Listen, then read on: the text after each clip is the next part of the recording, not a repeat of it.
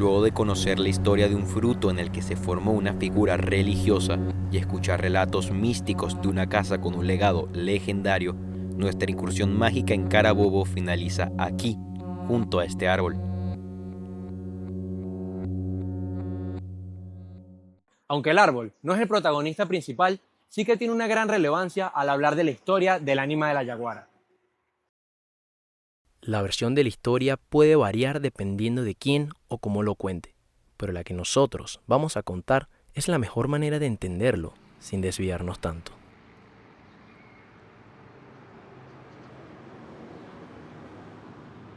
Maximiliano González formaba parte del ejército.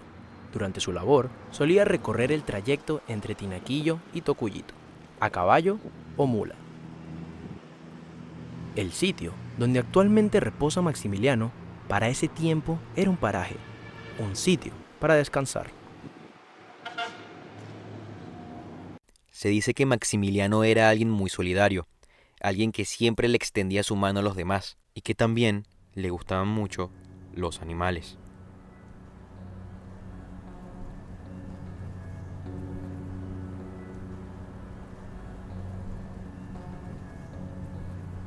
Aparentemente, en uno de sus viajes, Maximiliano enfermó. Se dice que por disentería, una enfermedad que inflama los intestinos.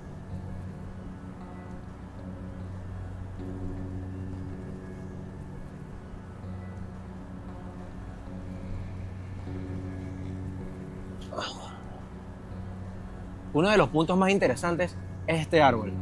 Para la historia capaz no tenga tanta relevancia, pero sí en su nombre, ya que si buscamos en internet árbol del yaguaro, no aparecerá ninguna imagen que nos ayude a identificarlo.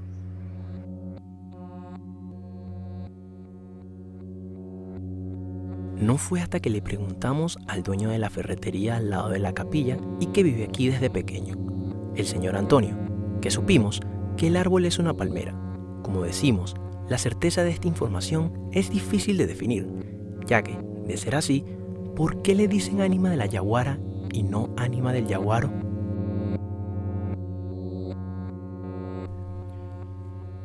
Incluso una de las pinturas en la capilla, la que lo retrata junto al yaguaro, no es la palmera que mencionamos, por lo que en este punto podría considerarse el yaguaro como aquella forma natural en la que Maximiliano descansó antes de fallecer.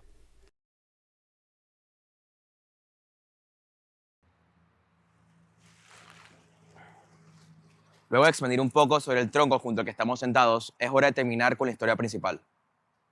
Poco después de que fuera enterrado, empezó a enfermar el ganado de un local. Preocupado, le pidió a Maximiliano que por favor eliminara la peste de sus animales. Recordemos que Maximiliano era amante de los animales y muy solidario con los demás. Quién sabe si esto fue un factor importante para pedirle el deseo al ánima, o si lo hizo en un último intento de esperanza.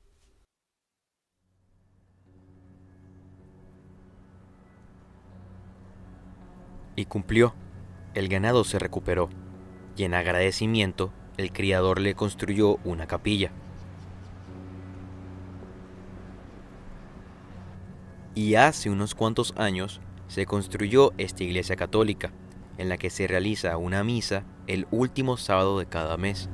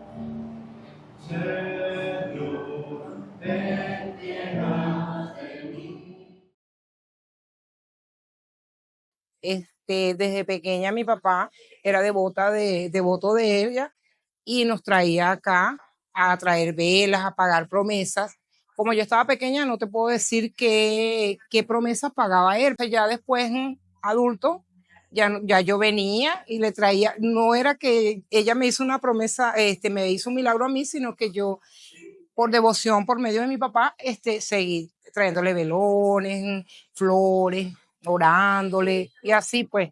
De hecho, mi papá, cuando él muere, ¿verdad? Ya él tiene 31 años que murió, las últimas palabras que él dijo cuando él murió fue: ánima de la yaguara, no me dejes morir. O sea, fue tanta su devoción que él fue las últimas palabras que él nombró, pues. De hecho, cuando yo estaba pequeña, yo le pedía mucho por mi casa. Yo decía, cuando yo esté grande, yo quiero una casa así, así, así. Claro, la última palabra la tienes Dios, que es el más grande, rey de reyes. Le tengo respeto y admiración, claro, obvio, porque por lo que mi papá me inculcó desde pequeña, siendo yo la mayor de 4 hermanos, más lo acompañaba a él, estaba con él, entonces es un respeto que le tengo y creo en el ánima de la yaguara, porque sí creo en él. Mi papá me hizo creer en él. No se puede hablar del ánima de la yaguara sin recordar la Virgen de Lispe, más que todo por cómo las personas manifestaban su fe. Les parecía algo divino. Por un lado, tienes una fruta que se convirtió en una figura religiosa, y por el otro lado, tienes a un hombre que representó la inmortalidad. Entonces, ¿tú dirías que la fe o parte de ella nace de lo relacionado con lo divino, de aquello que no es de cierta forma natural?